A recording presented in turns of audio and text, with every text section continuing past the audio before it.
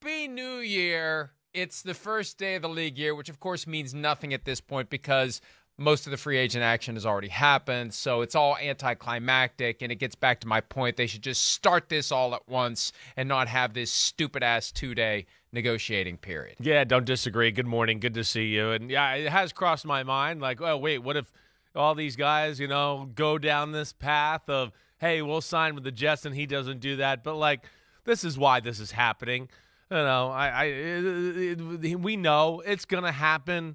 I mean, we might hear about it here later today on a live Pat McAfee show. I don't know where it's going, but, I mean, all signs point to that happening and them continuing to accumulate people that make Rodgers comfortable in this transition.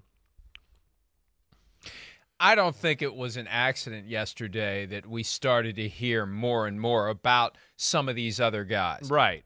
Not anything new about Aaron Rodgers, although behind the scenes there is a strong presumption now that he will eventually end up with the Jets. The impediment, as I understand it, continues to be that final stare down between Green Bay and New York. We talked about this yesterday. Who's got more leverage in the situation? The Packers think they do because I'm told the Packers are content to wait. This option bonus that Aaron Rodgers is due to receive, it's critical to understand how it applies to the salary cap. If the Packers don't exercise it, it becomes salary, $58.3 million. And when it becomes salary, all of it counts against this year's cap. But it doesn't become salary until the window to exercise it closes. The window to exercise it opens today and remains open until week 1 of the regular season. They've got months where they don't have to exercise it, and it counts as if it was exercised. So they don't have this massive cap number until they don't exercise it week 1. So they have full flexibility. And my understanding is they believe that for them, the draft is the deadline because they want 2023 picks or pick or whatever, but they want whatever draft pick they get or picks to happen in the 2023 draft. So that's their deadline. So they can drag this out. And the Jets are the ones that I think in the estimation of some have to get this damn thing done. So I don't know how much longer this goes. But from Green Bay's perspective, look, it's not like he's in the building, and it's not like he's going to be in the building. Yeah, the offseason program starts next month. He ain't going to be there. He won't be there before draft day. They have until April 27. That's what the Packers think. So I sure hope this doesn't drag out until then. But right now, the impediment is Green Bay, arms crossed, staring at the Jets, arms crossed, staring at the Packers, and waiting for someone to blink on whatever that last little piece is. Watch it end up being some stupid little thing, but that's what happens sometimes. They fight over stupid little things. Yeah, no, they do. I mean, we're all kind of waiting on the edge of our chair here just to hear, what are those details? I feel like I've never been so clueless in a situation. And even talking to people around the league, it's like nobody's got a great feel or has any idea what's going on. So that is kind of odd in itself. I don't know what that last detail is. I'm sure it's part of the trade package, and whether that's a mid-round pick, another throw-in pick there, it does change the dynamic of the whole conversation to what you're talking about, Mike. I mean, but at the same time, I don't think Aaron Rodgers wants to do that. He doesn't want it to drag on and wait. He's gonna, if he's just gonna make this move, of course we know, right? Hey, yeah, he's got to get there, get working with guys, start to lay the ground or the train tracks, the groundwork here to get them going in the right direction. But with the Packers situation, they could talk tough too, Mike. I don't know if I really believe that they want to have this looming over them and, oh, wait, we got all this time to sit here and hang out. It's going to become a distraction for them and Jordan Love and everybody else in that locker room too. So, they can play tough, at least as far as that conversation is concerned. But I think, they've already spoke their truth. We already know it. So, to maybe talk tough now to just get a little more leverage to get that final detail of the trade you're talking about, I'm not sure I buy it. But the Jets are very desperate, and it's like, what the hell do they do if this doesn't get done with Aaron Rodgers like we talked about? And that's why I just can't imagine it won't get done.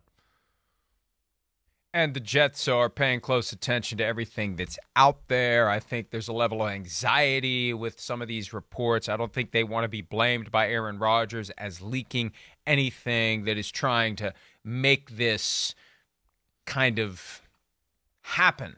The Jets yesterday was the I'll day. vouch for the Jets. I know people at the Jets. It's crickets. I can't get a word from any of them. So that tells you how important it is. Can't even get text messages back. So that says it all. Now, were some things going to get out? Yeah, of course. The players he's talking to, they have agents, and there's people in Green Bay that might talk to a few people here and there. So it's not going to be like ironclad, totally squeezed dry here where nothing's going to get out. But damn, for this magnitude of a player and like trade here, it is pretty crazy how quiet it's been for the most part. I will say this, for everything that we've said, everything I've written at PFT, the only reaction I got was when I suggested yesterday on Twitter that the Jets are leaking this list of names that makes it clear where the ball is moving. And I got an immediate reaction, literally within minutes, that we're not leaking anything. We're not leaking. We're not leaking anything. They're not messing with King Rodgers right now. They know who the king is, and he's got him. So they're going to do right by him. They want to make it work, like you said. How could there not be a little panic? All their options are gone, out the door. Garoppolo was probably the last guy they were sitting there. Hey, Raiders swoop in, give him a big deal. That's over. So now it's like, all your eggs are in the Aaron Rodgers basket. And, hey, they're being smart, playing it close to the vest, and certainly not going to try to upset him in this, final 24, 48 hours or however long it's going to be. So at 1 o'clock Eastern today, Aaron Rodgers will appear with Pat McAfee and his former teammate A.J. Hawk in Green Bay. And I'm surprised those two guys haven't been mentioned as future Jets at this point. I mean, hell, every other friend and former teammate of Aaron Rodgers seems to be popping up. The list that he rattled off at the start of the show when he was with McAfee back in January, 3 of those guys have already been linked to the New York Jets. So we're going to hear something from Rodgers. Now, what it is, who knows?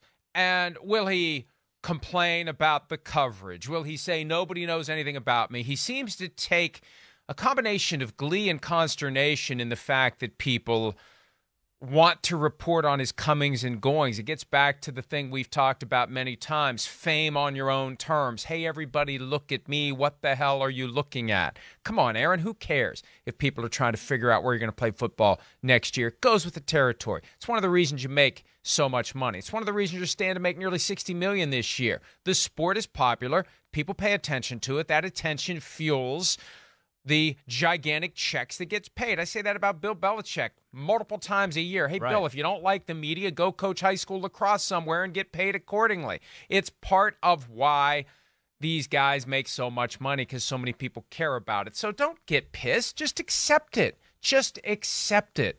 Maybe he has. Maybe that's one of the points of enlightenment, Chris, that he obtained when he was in a darkened bungalow for a couple of days. I want to hear about that, too. I want to hear about all kinds of stuff. Well, I'm sure I want to hear about the darkness retreat. Yeah. I want to hear about any plant medicine that he may have been taking over the past few weeks to make his decision. Well, he comes to New York. I got some plant medicine for him. So if he comes this way, I got some for him if he needs it.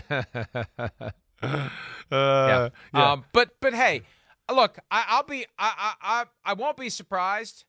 If he uses this as a platform to kind of pressure the Packers to just get this over with. And that's what I'm curious about. How candid will he be? Well, look, I've agreed to the trade. I'm just waiting, as everyone else is, for the Jets and Packers to work something out. I don't know what the problem is. I don't know what the issue is. But, if Mark Murphy means what he said last week, and that's one of the other keys to this. Because Mark Murphy, when you look at what he said and how he said it last week, and when you remember that there is that acrimony that's lingering toward Aaron Rodgers and the people at the top of the organization, I hope they play Murphy's words on McAfee's show today and ask Aaron Rodgers to respond. I hope they do that. Now, again, this is safe space time. Idea. And Right. But again, we must not disturb the delicate genius. Part of the quid pro quo, getting the guy to go on the show all the time, is you never put him in a position where he's asked a tough question. And hey, look, that's the way the world works now. Yeah, sure. The league has media that it employs. The teams have media that they employ. You have to kind of understand going in what you're getting. You're not going to get a real interrogation of Aaron Rodgers here, otherwise he wouldn't do it.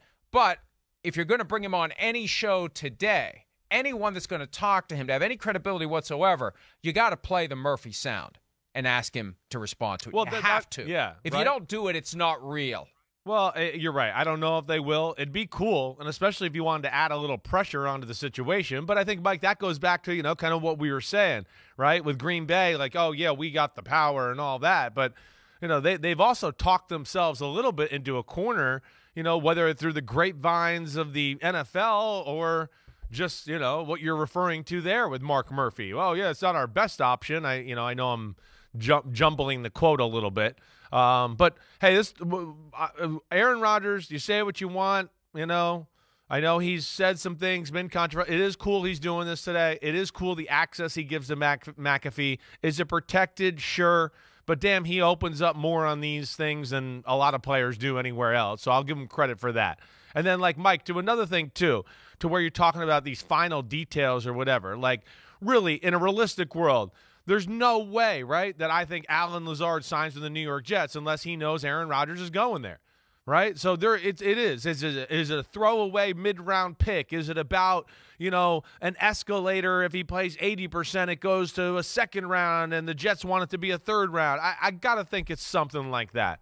But this is still – a cool moment. It seems LeBron-ish type moment, right? The decision, not maybe quite that big, but still it's up there.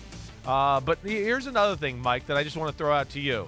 Do you think that, a contract amendment could be slowing this thing up by any stretch of the imagination? Could they be trying to figure something out as far as him taking some less money?